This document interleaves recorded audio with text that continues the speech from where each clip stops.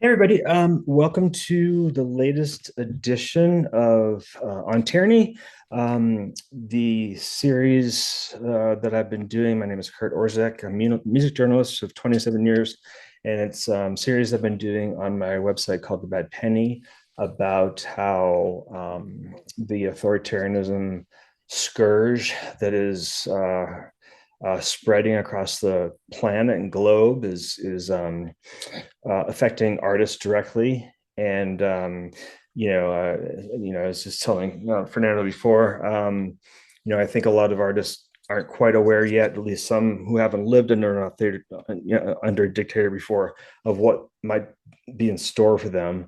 But also I wanted to give artists a platform to talk about their feelings and about the matter because it wasn't too long ago where bands were like, well, we don't do politics and all that, but it's almost like, how can you not at this point in time? So I have the real distinct honor and pleasure of welcoming Fernando from Moonspell. Thanks for having me.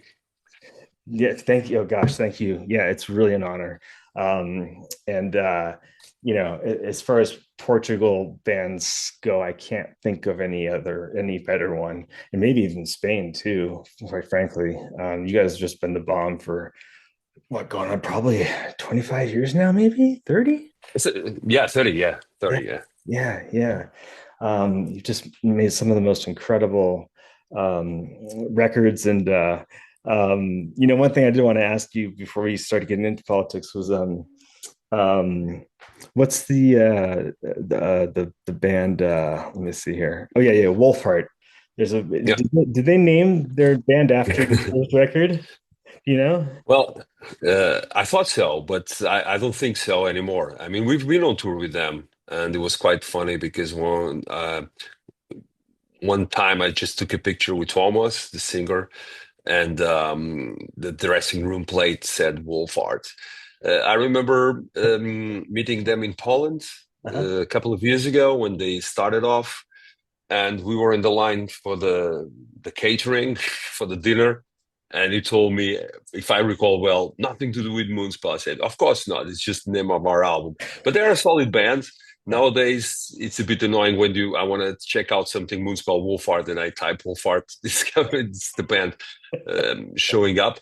But honestly, I mean, they're from Finland. I don't know if we have influenced them, but the music is quite different from what we did Yeah. with that album too. It's more like a death melodic metal, but they're great guys. Yeah, yeah. And they have we tour them, and whenever I thank them, I say, well, best band name ever. Yeah, for sure. So I guess I want to kind of start off going back to the beginning of Moonspell, and um, you're quite young at that point, and I'm just wondering, like, if you felt any obligation or interest to talk about political matters in Moonspell songs, or if it's something you wanted to avoid way back then altogether. Or was it a factor at all in your early material? Do you feel like? I don't think it was a factor. I think the political conscience came with the times, with the zeitgeist, Yeah. And I think Moonspell has never been an overtly political band, but we have albums, especially since the end of the 90s, like Sin or Butterfly Effect, or most recently Hermitage. They were a bit more social and political. I mean, back in the day when we formed Wolf Art, we were obviously thinking about ourselves, Yeah. about our position in the scene, how hard we would be to be like the kind of dark horse coming out of Portugal, where the scene was more with Anglo-Saxonic bands, with the Central European bands. So South Europe, not only in politics, but also in music, we always didn't get enough attention. We were getting the short stick. It was hard to convince labels that we could provide, that we could be professional, that we will hang with the band for years and not just like a thing of the moment. So Wolfhard and Irreligious was just about fiction, really. Vampires, werewolves, European literature, romance, Baudelaire, wine, girls. So that was our theme back then. And with, I think, probably sin, we did our first incursion into more political stuff, especially when it came to um, European Union. We have a song called Erotica Uh-huh. that kind of dwells into that. We have another song, Let the Children Come to Me, which was based upon more of child abuse by Catholic Church, which was really big at the time in Portugal, being we are a lay country constitutionally, but in practice, Roman Catholicism is a little bit more evident and a little bit more powerful here in the life of people. So yeah, in the beginning was just all fun and games. Yeah. Mhm. Um, and I'm curious, like in the early days and even before you started playing music, if my cursory research of Portuguese political history serves me correct, um, wasn't it like in the 21st century, like there was a lot of authoritarian control for quite a period of time, and then in the 70s is when Yeah. this sort of democracy was sort of restored. Is that right?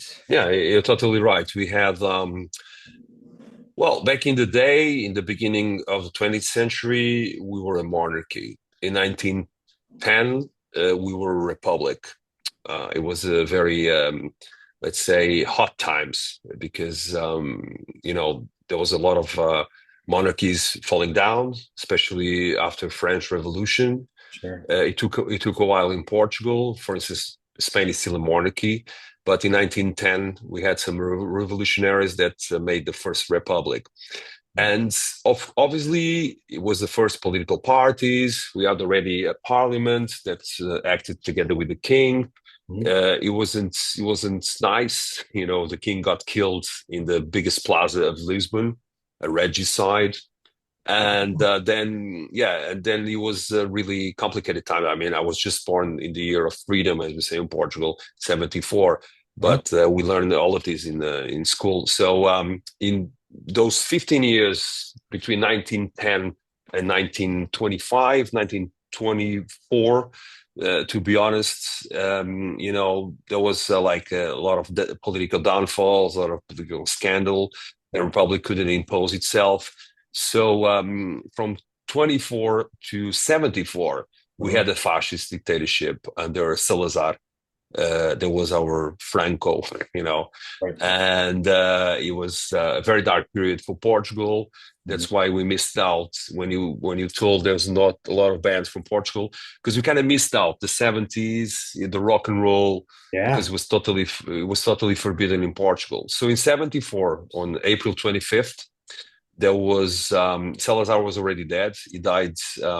He fell out of a chair, which is a big joke here in Portugal. A man so powerful was killed by like a malfunctioning chair. And from 74 up, when I was born, like 51 years ago, we had a bloodless revolution, which Oh, was very rare at those times. We had a hot period after, between the right and the left, like trying to get control. We also had a colonial war that 74 finally ended, so that African countries could have their own control again after many years under Portuguese rule.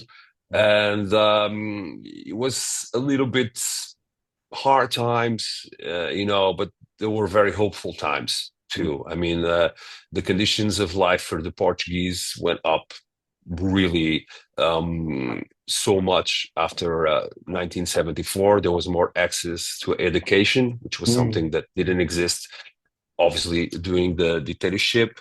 And I remember living in the 80s, and it was amazing because, we were missing out for all those years, and then we get everything tenfold: music, literature, cinema, sometimes even people went to extremes, like there was already people, watching porn in big theaters and etc. And then it kind of mellowed down. And yeah, we are democratic since 74, that we hold elections every other year. Yeah. Right.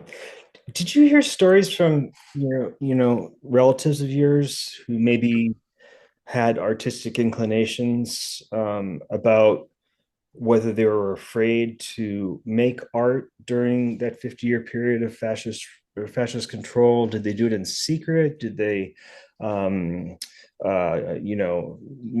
create some art and then put it somewhere where the authorities could find it? What was it? What stories have you heard, like what it was like to be an artist back then?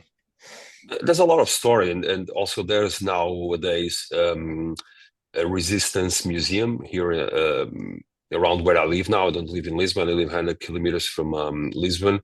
And they have all the books, they have all the music. And my aunt, she was a left winger, and she was arrested by the dictatorship. I also had a great uncle. He was originally born in Algeria, and he came to Portugal, and he had all these ideas that were not conformist to the regime. Actually, he was the first guy that hooked me up not only into politics but also into stuff like Aleister Crowley, etc. He had this kind of occult uncle figure for me. So he got a lot. He got arrested too and beaten up by the secret police too. So yeah, we had a lot of records at home that people had to hide. There was a lot of forbidden music. Most of our interventionist artists, like José Afonso, which is like the Portuguese Vitor Jara in a way, they had to live abroad, just like all the politicians that came back in 74. And there was also a lot. It was a very creative period too, because they had an audience. There was an index with forbidden music and forbidden books, like in any fascist dictatorship. But there was also a lot of imagination and how can I say, makeshift with what you have, because the censors, we call it lapis azul. Lapis azul is like a blue, like pencil. That's Yeah. when you turn in the books, the poetry, the theater, the movie scripts, the music. They changed it with this blue pencil. But a lot of people were, especially since the 60s, because they got news from outside, the hippie movement, the human rights movement, etc. They were already fooling the system in a way. They were like corrupting the system, because they did stuff and they resourced to stuff that the censors didn't really understand, because they were not well-read people. They were not the brightest tool in the box. So there's a lot of that in Portugal. But it was very hard, because nowadays, even my generation, we don't understand that people could not get together. People could not go to a concert. People could, if there was like 5 people in the street, like having a cigarette or a drink, the police will come, because they always been very paranoid. They were talking about politics, and that was totally forbidden to have any criticism. Of course, when Salazar died, people were more keen, because the father figure of the fascism in Portugal was dead. So people were more pushing. There was a more moderate, like, chief, because it wasn't a prime minister or a president. It was like a government chief. And then eventually things prepared the way for the April 25 of 74. Because people had enough, and they were getting more and more wins from abroad. Of course, like in any country, the period that followed the revolution was a hot time, because even in the ex-colonies, there was this kind of proxy wars between the US and the USSR. There was all over Europe, here in Portugal too, because people wanted to dispute the territory. People want them either the American democracy or the Soviet communism. They really wanted to spread their influence too. And it was really troublesome because the Cold War here meant that the countries that were having these baby democracies were already being pushed by the big powers, Right. you know, and that was it took a while for Portugal to be really independent, Mhm. you know, and to be really like what we call a European country, because Europe was after the war and then with the Cold War was pretty much divided. And I mean, I traveled a lot in Europe. I traveled in the East too nowadays, and you can still see a lot of marks from that division, yeah, which affected not only the neighboring countries of the old USSR, but as far as South Europe, as far as Africa. Wow. Jeez. Yeah. Yeah. I mean, what did they used to say? The sun never set on the British colonial empire. You know, it was always, they had some governance in every part of the world, you know. I just read a book. Um, I don't remember the name of the author, but you can look it up. Then it was kind of a word game with the sun never sets and the blood never dries. You know, because the British Empire, even for today's conflicts, I mean, I have a lot of friends in the UK, and but there's still a lot of consequences from British colonialism. It's still very much, let's say, to blame about a lot of stuff happening nowadays, for instance, in Palestine and Israel, but also the Great Partition in India and Pakistan. So Mhm. there, we still all paying for those colonial sins, and yeah, because the ambition was so great. Portugal was a bit the same, and it was a hard time for people that lived all their lives in Africa, in so-called Portuguese Africa. That they came back to Portugal and they were not used to it. So it was a very hard period, very well documented in our history and literature. People who returned to Portugal, it took them a while to adapt to everything, the weather, Yeah. you know, the nature, the animals. So yeah, it was a very complicated process, but with its, you know, there's never war. War is never fair. War is never human. Right. But in Portugal, a lot of people could easily there was also like a solidarity movement. People were trying also to welcome them, even though they were different. So in the 80s, quite fast, people were already living a more easy life in Portugal than in the period that followed up the revolution. Yeah. Okay, yeah, yeah. I studied in Santiago, Chile, in All right. 98 and 99, and I believe Pinochet was deposed in 92.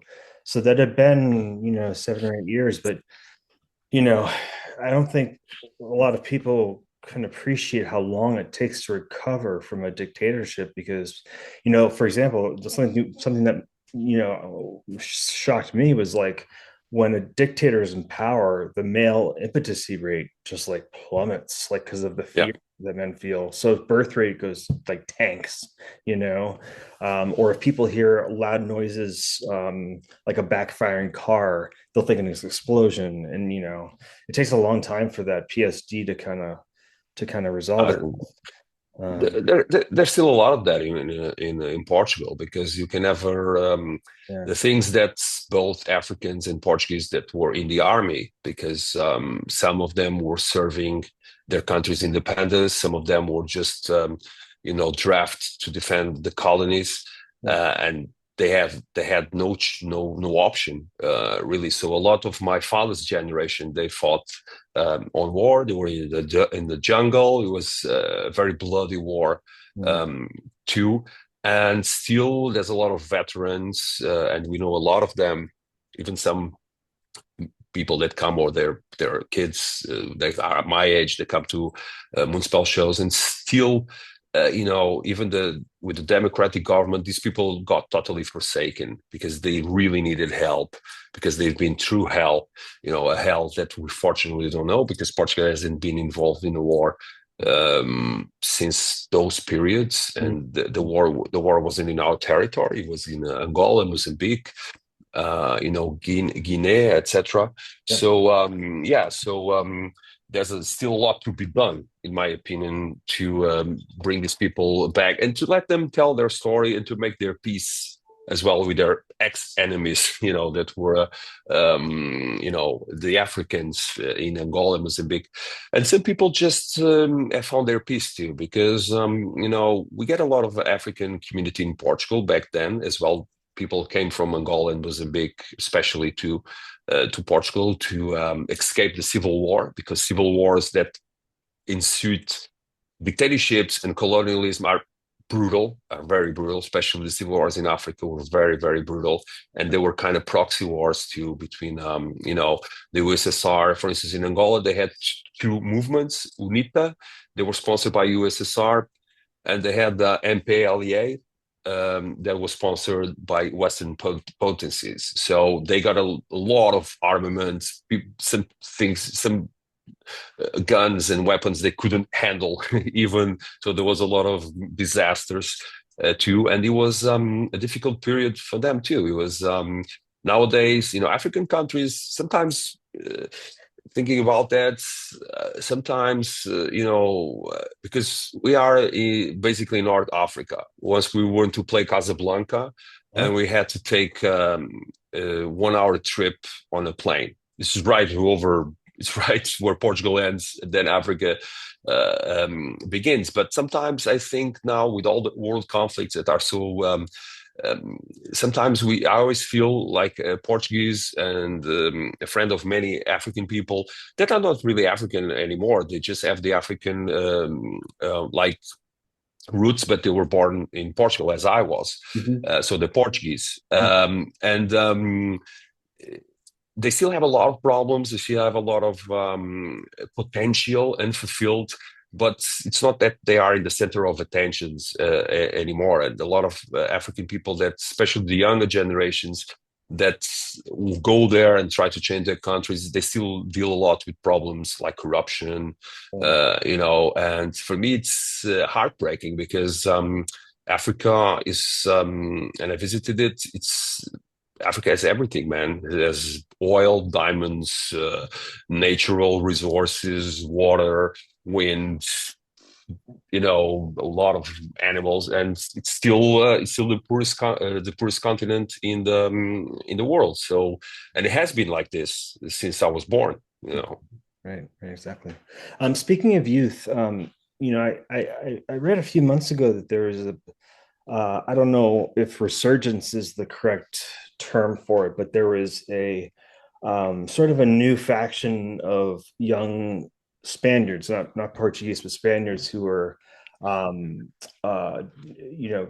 around to the idea that Franco was a hero of theirs, and I'm curious if you're seeing a rightward shift in young people, and then also the current government, if I'm not mistaken, Portugal is still kind of right, and then you also passed that ban on wearing was it hijabs in public So recently? burqas, yeah, Yeah. burqas, not hijabs, yeah. Okay, so are you worried about authoritarianism regaining hold in Portugal, or? Well, it happens. I mean, talking about Spain, I think we got lucky. Even though Portugal dictatorship was very repressive, he was not as violent as it was in Spain, because Spain, they had this bloody civil war that went for years, and then Franco forces unfortunately won. Hemingway fought there. So they just got rid of Franco when he died, in 82 or whatever, or even later. And then still people were still afraid of his shadow. and the king had to give finally authorization to for someone else to take power and to have their first free elections in in decades. This happens in Portugal too, for two factors. I think first factor is miscommunication, really, and education. I think that's a really, really strong factor, because even if when you are appreciating difficult problems, you really have to read a lot, uh, consult alternative sources. Even if it's difficult, you have to see the context about it. And the rise of radical right in Portugal has to do with two things: this misinformation that's everywhere, and the fear of something different, like the Islamic culture, which is not perfect, but it's been a part of Portugal life since the 15th, 16th century. It was not like Lisbon in the 17th or 18th century. It was just a city of white people. No, it was like a big metropolis. There was people everywhere, from everywhere in the world, where Portugal had ties, from India, from Africa. So they kind of forget that we've been in the same boat for many, many, many, many years, and fighting probably for the same causes too. And on the other hand, and I always been a person that tends to the left. And why? My thing with the left wing was always, to be blunt, a fair redistribution of money. Because I think that's a big, big issue in every country these days. Liberalism. I know it's the option. I know everybody wants the new iPhone, and we're used to it, and we have chosen it. Even if we didn't choose it ourselves, we have embraced this kind of lifestyle. But a lot of people were left, empty-handed in the curbs. We say here in Portugal, you privatize profits and you nationalize debt, which was what happened in Portugal in the bank crisis. Very well. And yeah, yeah, and in my opinion, the Portuguese left, and probably the Spanish too. By the way, they just had a list of banning more and more Franco symbols in Spain. They kind of are bad at communicating now with people, and sometimes their behavior, because it's more intellectuals, more people, because the default, they just want to eat, have fun, have the new phone.